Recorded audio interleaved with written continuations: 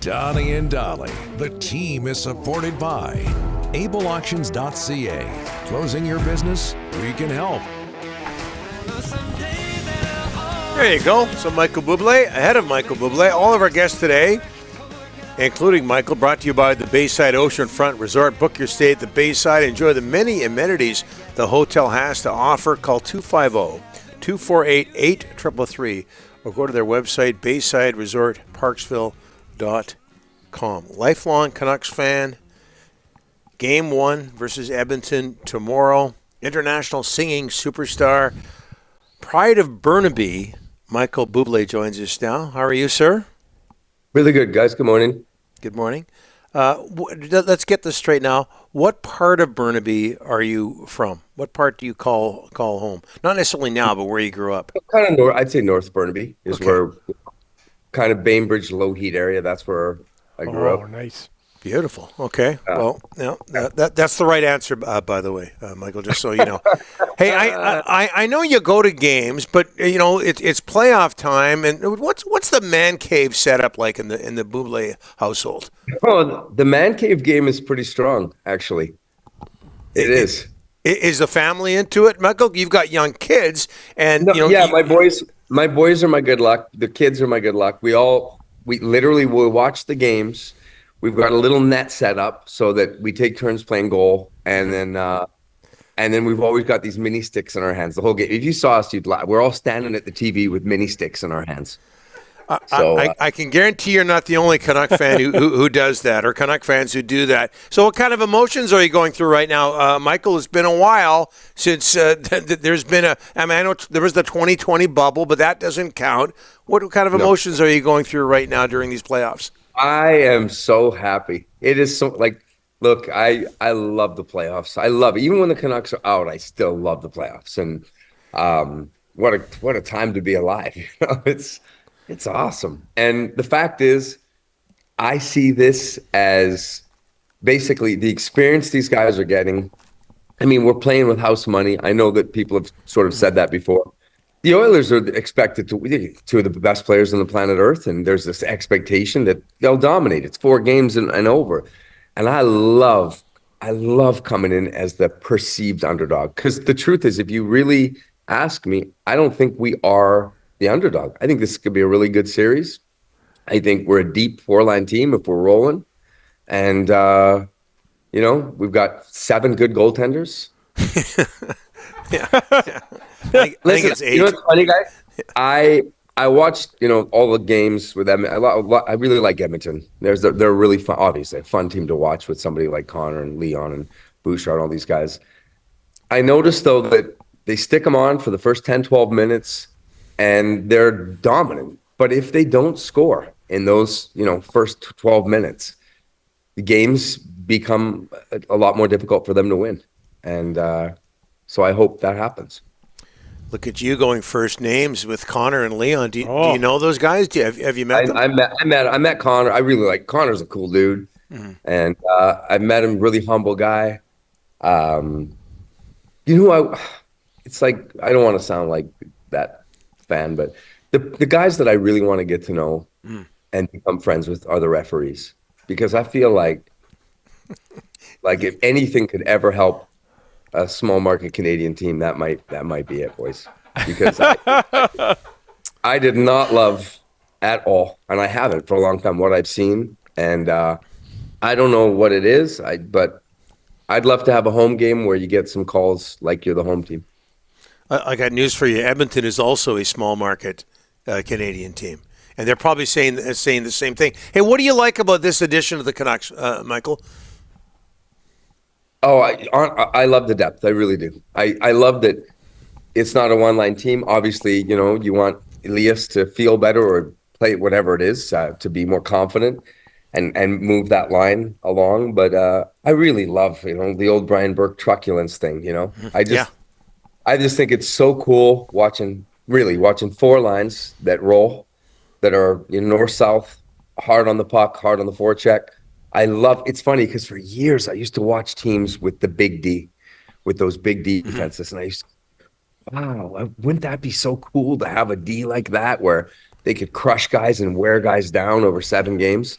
And it's so much fun to have it, to see it and go, wow, that's something. This is fun to watch. And I love just seeing the story of, you lose Thatcher and it's heartbreaking, and DeSmith comes in and you go, wow, this is going to be okay. And then he gets hurt and Seelops comes in and the whole city says, well, we don't expect much. And then the kid gets a shutout to win.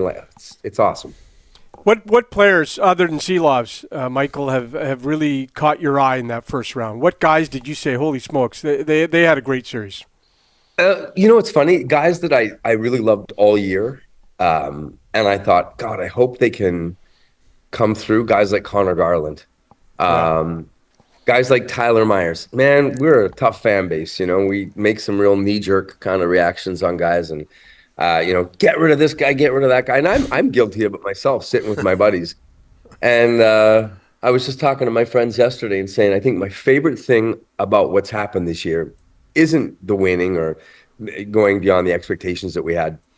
It's watching the value that we've gained in many of these players who, listen, in the future, if we have to make some trades, if you have to make moves, oh my God, it has just added so much value to what you can do with trades or contracts and things like that. So, I don't even, you look at like Dakota Joshua, he had a great game one. I can't wait to see what he can bring.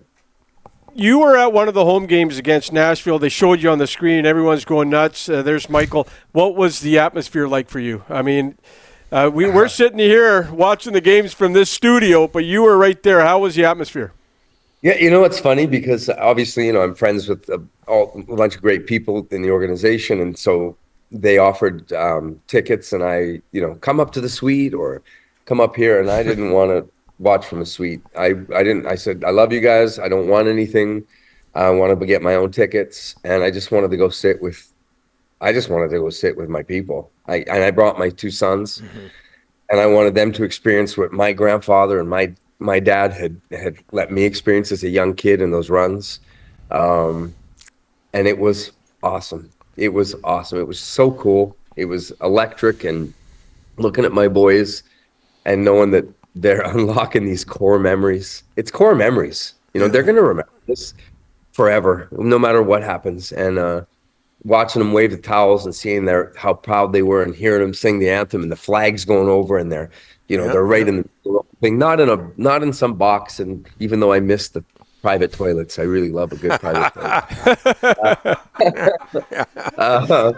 But man, that was like, it's just so cool. It's just so cool. You just keep hoping, just a couple bounces here or there. Give us another series.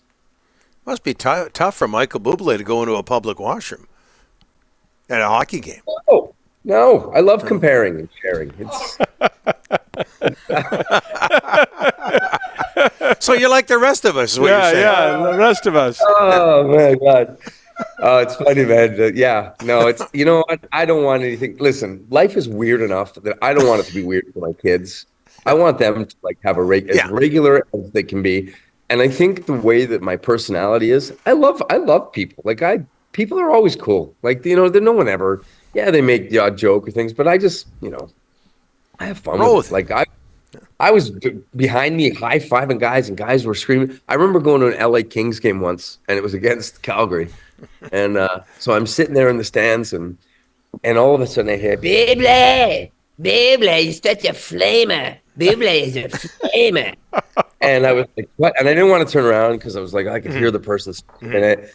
And finally, after the 10 minutes of, hey, flamer, hey, Buble, I turned around, and it was the guys from South Park just screaming at me. Oh, no. I was like, it was amazing. Yeah. I met them, Trey and Matt. I met them after in the little area, and I was so excited that they were making fun of me with that.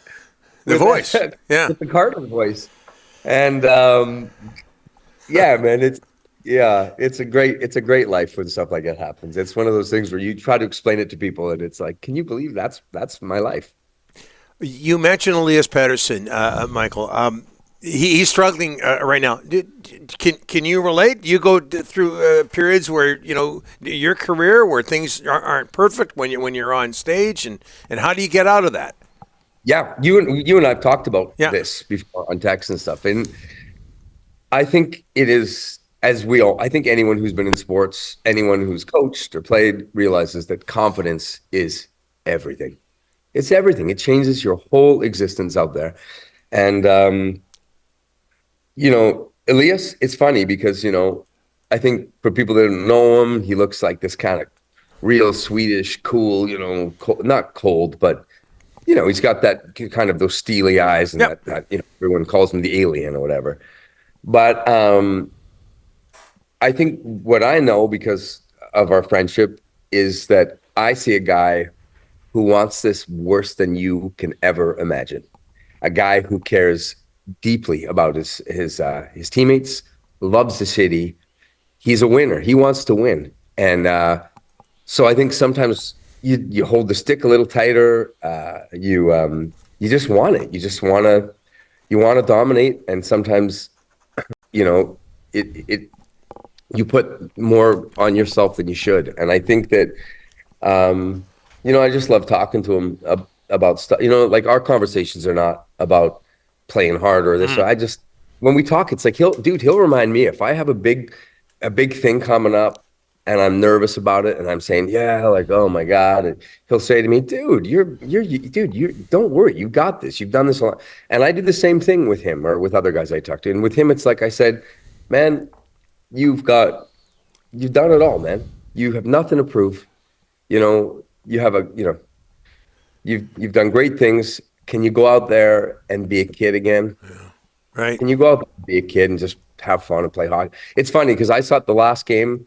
I thought he was great. I really did. I thought he was pretty solid. Obviously, that the winning goal, he makes a massive play where he jumps his man, throws it over to Brock. Brock, obviously gets that great little backhander out there to Suter, but none of that happens without that extra jump of Eli, without him pushing on the play. And he'd done that a few times that game, and I can't wait, dude. I can't wait. One more thing. By the way, other guys you were talking about, Elias Lindholm, love that. Like, we're all bitching about that trade, and wow, my God, dude, he's, we won the trade.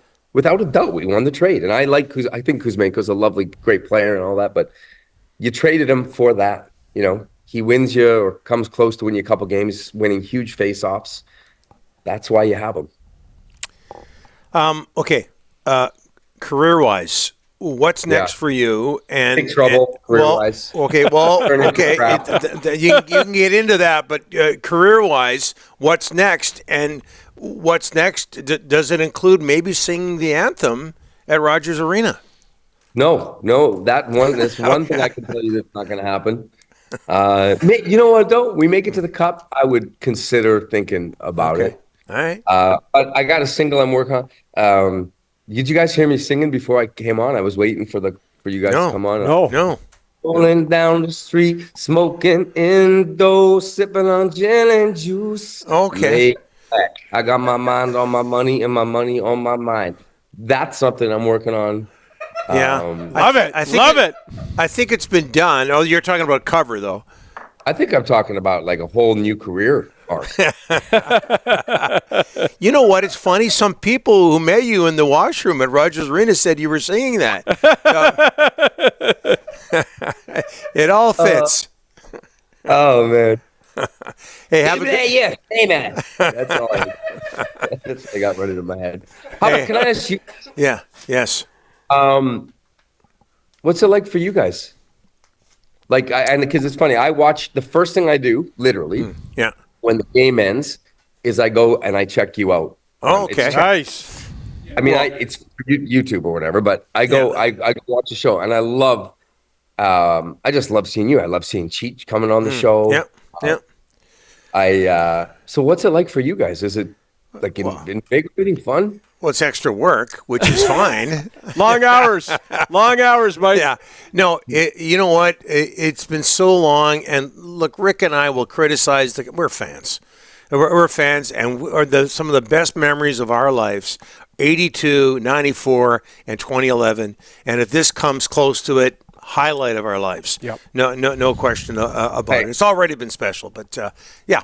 How can you not look forward to it as somebody who's been around for a long time? Yeah, man. It's so cool to see Arc City going nuts and seeing the restaurants and the patios packed. And, I could use less of those stupid fan videos, and you guys know probably the ones I'm talking about. Yeah.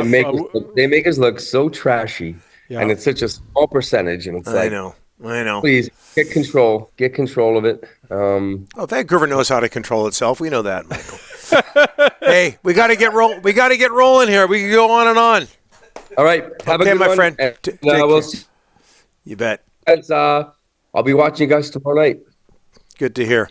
We've got one viewer. Thanks, Michael. Appreciate it. All the best with everything.